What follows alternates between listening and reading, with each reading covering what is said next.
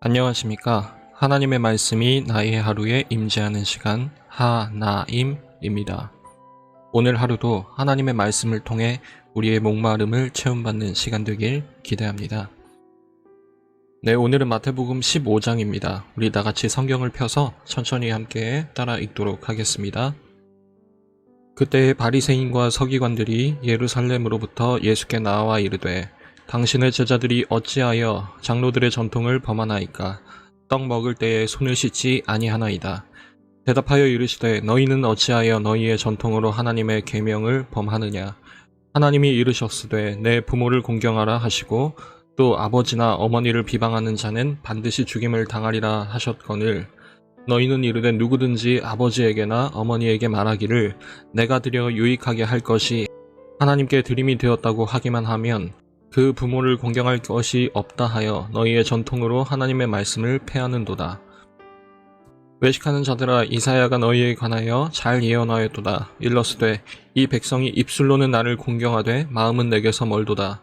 사람의 계명으로 교훈을 삼아 가르치니 나를 헛되이 경배하는도다 하였느니라 하시고 우리를 불러 이르시되 듣고 깨달으라. 입으로 들어가는 것이 사람을 더럽게 하는 것이 아니라 입에서 나오는 그것이 사람을 더럽게 하는 것이니라. 이에 제자들이 나와 이르되 바리새인들이 이 말씀을 듣고 걸림이 된 줄 아시나이까? 예수께서 대답하여 이르시되 심은 것마다 내 하늘 아버지께서 심으시지 않은 것은 뽑힐 것이니 그냥 두라. 그들은 맹인이 되어 맹인을 인도하는 자로다. 만일 맹인이 맹인을 인도하면 둘이 다 구덩이에 빠지리라 하시니 베드로가 대답하여 이르되 이 비유를 우리에게 설명하여 주옵소서. 예수께서 이르시되 너희도 아직까지 깨달음이 없느냐? 입으로 들어가는 모든 것은 배로 들어가서 뒤로 내버려지는 줄 알지 못하느냐? 입에서 나오는 것들은 마음에서 나오나니 이것이야말로 사람을 더럽게 하느니라. 마음에서 나오는 것은 악한 생각과 살인과 간음과 음란과 도둑질과 거짓 증언과 비방이니 이런 것들이 사람을 더럽게 하는 것이요 씻지 않은 손으로 먹는 것은 사람을 더럽게 하지 못하느니라. 예수께서 거기서 나가사 두로와 시돈 지방으로 들어가시니 가나안 여자 하나가 그 지경에서 나와서 소리질러 이르되 주 다윗의 자손이여 나를 불쌍히 여기소서. 내 딸이 흉악하게 귀신 들렸나이다 하되 예수는 한 말씀도 대답하지 아니하시니 제자들이 와서 청하여 말하되 그 여자가 우리 뒤에서 소리를 지르오니 그를 보내소서. 예수께서 대답하여 이르시되 나는 이스라엘 집에 잃어버린 양 외에는 다른 데로 보내심을 받지 아니하였노라 하시니 여자가 와서 예수께 절하며 이르되 주여 저를 도우소서. 대답하여 이르시되 자녀의 떡을 취하여 개들에게 던짐이 마땅하지 아니하니라. 여자가 이르되 주여 올소이다마는 개들도 제 주인의 상에서 떨어지는 부스러기를 먹나이다 하니 이에 예수께서 대답하여 이르시되 여자여 내 믿음이 크도다. 내 소원대로 되리라 하시니 그때로부터 그의 딸이 나으니라. 예수께서 거기서 떠나사 갈릴리 호숫가에 이르러 산에 올라가 거기 앉으시니 큰 무리가 다리 저는 사람과 장애인과 맹인과 말 못하는 사람과 기타 여럿을 데리고 와서 예수의 발 앞에 앉힘에 고쳐주시니 말 못하는 사람이 말하고 장애인이 온전하게 되고 다리 저는 사람이 걸으며 맹인이 보는 것을 무리가 보고 놀랍게 여겨 이스라엘의 하나님께 영광을 돌리니라. 예수께서 제자들을 불러 이르시되 내가 무리를 불쌍히 여기노라. 그들이 나와 함께 있은지 이미 사흘임에 먹을 것이 없도다. 길에서 기진할까 하여 굶겨 보내지 못하겠노라. 제자들이 이르되 광야에 있어 우리가 어디서 이런 무리가 배부를 만큼 떡을 얻으리이까? 예수께서 이르시되 너희에게 떡이 몇 개나 있느냐? 이르되 7개와 작은 생선 2마리가 있나이다 하거늘 예수께서 무리에게 명하사 땅에 앉게 하시고 떡 7개와 그 생선을 가지사 축사하시고 떼어 제자들에게 주시니 제자들이 무리에게 주매 다 배불리 먹고 남은 조각을 7광주리에 차게 거두었으며 먹은 자는 여자와 어린이 외에 4,000명이었더라. 예수께서 무리를 흩어 보내시고 배에 오르사 마가단 지경으로 가시니라. 오늘 마태복음 15장은 예수님이 지금까지 주로 활동하셨던 갈릴리 지방에서의 마지막 에피소드로 시작합니다. 어제 우리가 분봉왕 헤롯을 통해 예수님의 권위가 도전받았음을 살폈다면 오늘은 바리새인들과 서기관들에 의해서 예수님이 또 한 차례 도전받으시는 장면을 볼 수가 있습니다. 그것도 갈릴리 지방의 바리새인들이 아니라 무려 예루살렘에서 온 바리새인들 말입니다.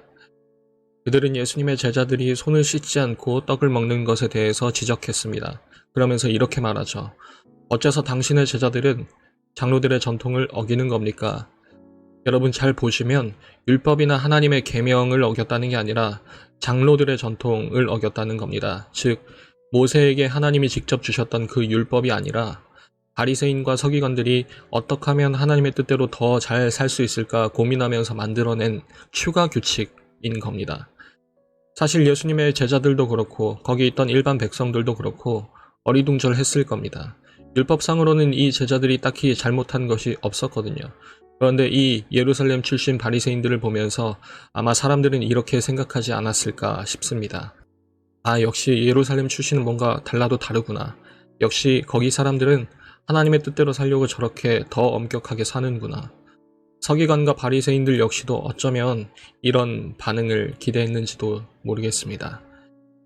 율법에 대한 하나님의 계명에 대한 더 엄격한 기준과 더 큰 열심, 그게 그들의 자랑이었습니다.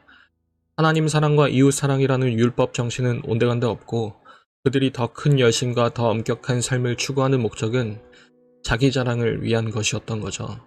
그리고 자연스럽게 다른 사람을 정죄하고 억압하게 된 그런 모습들도 나타나게 되는 것입니다. 거기에 더 이상 자비는 없습니다. 여기서도 우리는 예수님이 줄곧 인용하셨던 호세아의 말씀을 떠올릴 수가 있을 겁니다. 나는 자비를 원하고 제사를 원하지 아니하노라, 그 말씀 말입니다. 그런 그들을 향해서 예수님은 이렇게 말씀하십니다. 입으로 들어가는 게 문제가 아니라 입에서 나오는 게 문제라고 말입니다. 사실 그들이 말하는 전통이라는 게 입으로 전해지는 구전 형식이었거든요. 즉 지금 예수님은 그 전통을 비판하고 있는 겁니다. 구체적인 사례들을 들어가면서 오히려 너희가 자랑하는 그 전통이 하나님의 계명을 어기고 있는 거라고 말이죠. 그러면서 이 바리새인들과 서기관들에게 신랄한 아주 비난적인 평가가 이어지는데요. 옮기자면 이렇습니다. 너희가 더러운 자다. 저 부정한 이방인들과 다를 바가 없다. 너희는 눈먼 인도자. 그리고 너희는 심은 자가 아니기 때문에 하나님이 제거해 버릴 것이다. 그리고 그들을 향해서 그냥 두라 라고 말씀하십니다. 원어상으로는 그들로부터 떠나라는 뜻입니다. 이 마지막 갈릴리 에피소드는 이렇게 끝이 나는 거죠. 예수께서 거기서 나가사, 즉 유대인들의 대표이자 자랑이었던 바리새인들과 서기관, 그것도 예루살렘 출신인 그들이 예수님께로부터 버림받는 것으로 갈릴리의 모든 에피소드는 끝이 나는 겁니다. 그리고 장면이 전환됩니다. 갑자기 이방 땅으로 옮겨지는데요. 특히 이 두로와 시돈 땅은요, 구약부터 특별히 더 이스라엘이 싫어했던, 하나님의 백성들이 싫어했던 지역으로 손꼽히는 곳이었습니다. 방금 자신들이 깨끗하다 여겼던 유대인들은 부정하다고 판명났던 사실 때문에라도 이 이방 땅에서 이제부터 어떤 일들이 벌어지게 될지 더 궁금해지게 되는 겁니다. 그런데 그때 우리의 기대를 철저히 부수는 아주 충격적인 예수님의 모습을 우리가 볼 수 있습니다. 한 이방 여인이 등장해서 예수님께 도움을 요청하죠. 귀신 들린 자기 딸을 도와달라는 것이었습니다. 예수님을 부르는 호칭도 아주 훌륭했습니다. 주 다윗의 자손이여. 여러분, 출신만 가려놓고 본다면 여태 등장했던 그 수많은 유대인들보다도 더 경건한 유대인 같습니다. 그런데 예수님은 그 여인의 요청에 대꾸 한마디 없습니다. 그리고 이렇게까지 말씀하십니다. 나는 이스라엘을 위해 왔고 자녀의 떡을 개들에게 줄 마음이 없다. 지금 이 여인을 마치 개라고 예수님께서 말씀하시는 거죠. 이건 우리에게 익숙한 예수님의 모습이라기보다는 오히려 여태 마태복음에서 유대인들이 그토록 기대해왔던 그런 왜곡된 잘못된 메시아의 이미지에 더 가깝습니다. 지금 그 모습을 유대인들이었던 제자들도 보고 있고 이 이방 여인도 마주하고 있는 겁니다. 그리고 그때 여인이 이렇게 말합니다. 주님, 맞습니다. 저는 개입니다. 그러나 개들도 주인의 상에서 떨어지는 찌꺼기를 먹습니다. 바로 여기서 놀라운 역전이 일어납니다.